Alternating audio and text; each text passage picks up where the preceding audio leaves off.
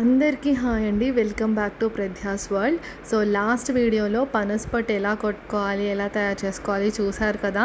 So ఆ video ఒకవేళ చూడకపోతే వెళ్ళి చూసేయండి, లింక్ డిస్క్రిప్షన్లో ఇస్తాను. సో ఈరోజు ఈ వండుకునే ప్రాసెస్ చెప్తాను. ఈ ఛానల్ని సబ్స్క్రైబ్ చేసుకోవడం మాత్రం మర్చిపోకండి. మనకి పనసపొట్టు ఈ గిన్నెడు వచ్చిందనమాట. దీంట్లో 2 స్పూన్స్ పసుపు వేసుకొని మొత్తం అన్ని ముక్కలకి పట్టేలాగా బాగా కలుపుకోవాలి. సో ఆ పసుపు అనేది బాగా కలపాలన్నమాట. సో దాంట్లో ఉన్న జిగురుతనం అంతా తీసేయడానికి పసుపు బాగా యూజ్ అవుతుంది అండ్ ఫ్లేవర్ కూడా యాడ్ చేస్తుంది అనమాట.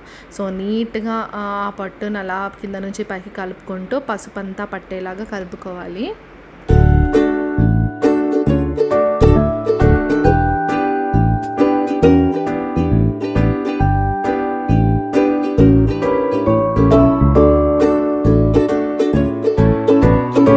నీట్గా పసుపంతా పట్టేలాగా తిప్పిన తర్వాత దీంట్లో 2 గ్లాసెస్ ఆఫ్ వాటర్ వేసుకోవాలన్నమాట. అలా వాటర్ వేసి కాసేపు పక్కన పెట్టాలి, ఒక 10 మినిట్స్ అలాగా. దీంట్లో మనం ఒక 2 టీ స్పూన్స్ ఉప్పు వేసుకోవాలి. ఉప్పు వేసేసి కాసేపు ఉడకబెట్టాలి. ఉడకబెట్టడం ద్వారా ఏమవుతుందంటే ఆ పనసపొట్టు అనేది మెత్తబడుతుందన్నమాట. ఇప్పుడు కూరలో మనం చింతపండు వేస్తామన్నమాట. సో ఇంకో స్టవ్ మీద చింతపండు వేసి కొన్ని నీళ్ళు వేసేసి స్టవ్ మీద పెట్టేసాము.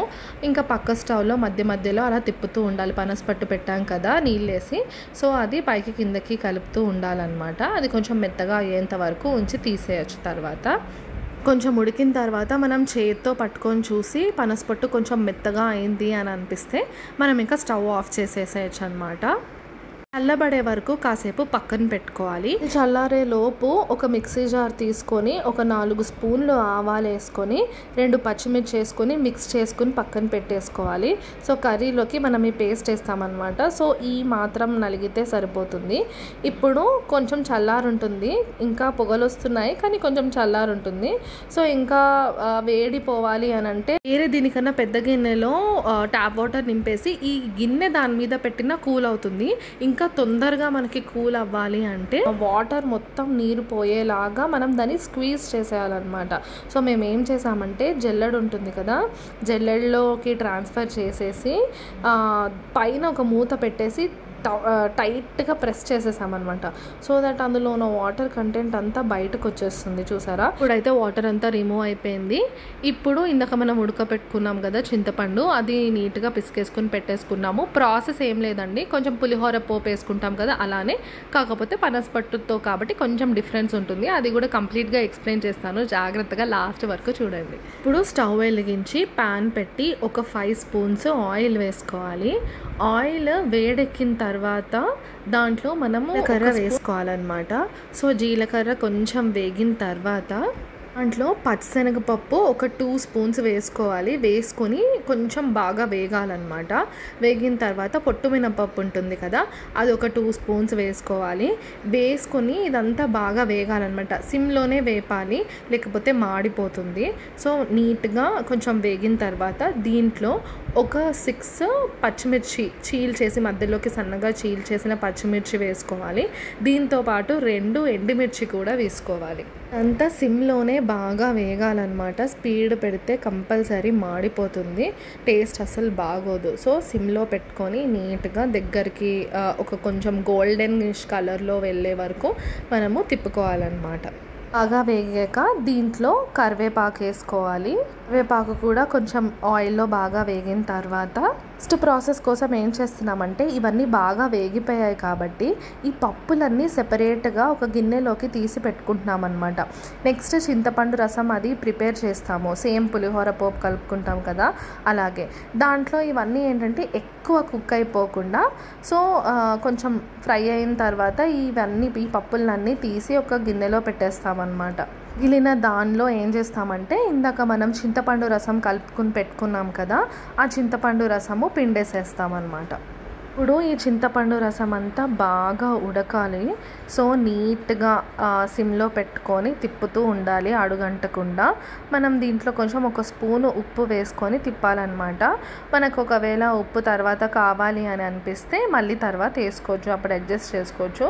ముందే ఉప్పు ఎక్కువ వేసేస్తే మళ్ళీ ప్రాబ్లం అవుతుందని చెప్పి ఓన్లీ ఒక స్పూన్ ఉప్పు వేసి అది ఉడికేంత వరకు అడుగంటకుండా తిప్పుతూ ఉండాలన్నమాట.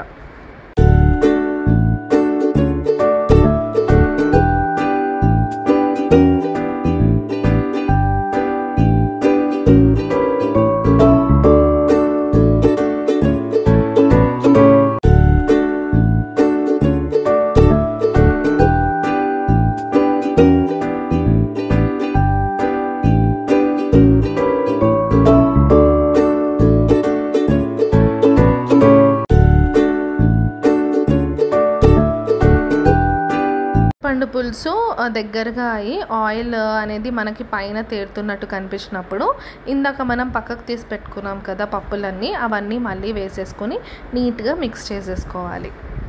ఇప్పుడు దాంట్లో పనసపొట్టు మెల్లమెల్లగా ఒక్కొక్క గరిటె తీసుకొని వేస్తూ బాగా మిక్స్ చేసుకోవాలన్నమాట.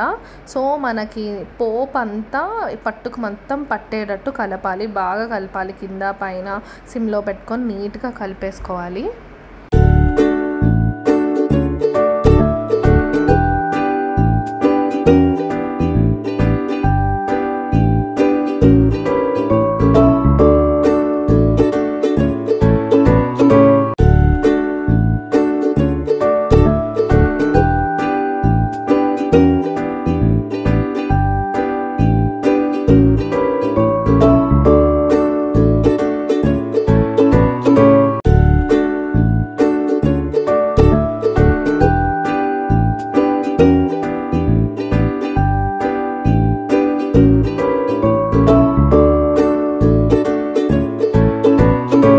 పొట్టుకు మొత్తం పోపు పట్టించిన తర్వాత ఒక లెవెల్ కింద చేసేసుకొని మూత పెట్టేస్తాము. బాగా మగ్గే వరకు సిమ్లోనే ఉంచాలి. ఆ ఫ్లేవర్ అంతా ఏంటి అంటే బాగా పడుతుంది. ఒక 5-10 మినిట్స్ అలా మూత పెట్టేసి మళ్ళీ మూత తీసి తిప్పుతూ ఉండాలన్నమాట. ఇలా ఈ ప్రాసెస్ ఒక 2-3 టైమ్స్ చేయాలి. సో మనము ఉప్పు అదంతా టేస్ట్ చేసి మనకు పనసపొట్టు అనేది కొంచెం మెత్తబడింది అనేది మనకు అర్థమవుతుంది కదా. అప్పుడు స్టవ్ ఆఫ్ చేసేసి కొంచెం ఒక 2 మినిట్స్ ఆగి చల్లబడిన తర్వాత ఇందాక మనం గ్రైండ్ చేసి పెట్టుకున్నాం కదా ఆవాలు ఇంకా ఎండుమిర్చి పేస్ట్, అది వేసేసి నీట్గా మొత్తం అన్నిటికీ ఈవెన్గా స్ప్రెడ్ అయ్యేలాగా మిక్స్ చేసుకోవాలి. మూత కాసేపు వేసేసి ఒక 2 మినిట్స్ అలా వదిలేస్తే ఫ్లేవర్ అంతా పనసపొట్టుకి పట్టి చాలా బాగుంటుందన్నమాట. టేస్ట్ అయితే చాలా చాలా బాగుంటుంది. గోదావరి జిల్లాల వాళ్ళకైతే అసలు పెట్టింది పేరు, అసలు చాలా బాగా చేస్తారు అటు సైడ్. అండ్ ఇది చాలా ఫేమస్ కూడా. ఇప్పుడు పెళ్ళిళ్ళలో ఈ పనసకాయ బిర్యానీ, పనసపట్టు అనేది చాలా ఫేమస్ అయిపోయిందనమాట. సో ఈ ప్రాసెస్ మీరు ట్రై చేస్తే కమెంట్ సెక్షన్లో మెన్షన్ చేయండి. అండ్ ఛానల్కి సబ్స్క్రైబ్ చేసుకోవడం మర్చిపోకండి. For watching, bye bye.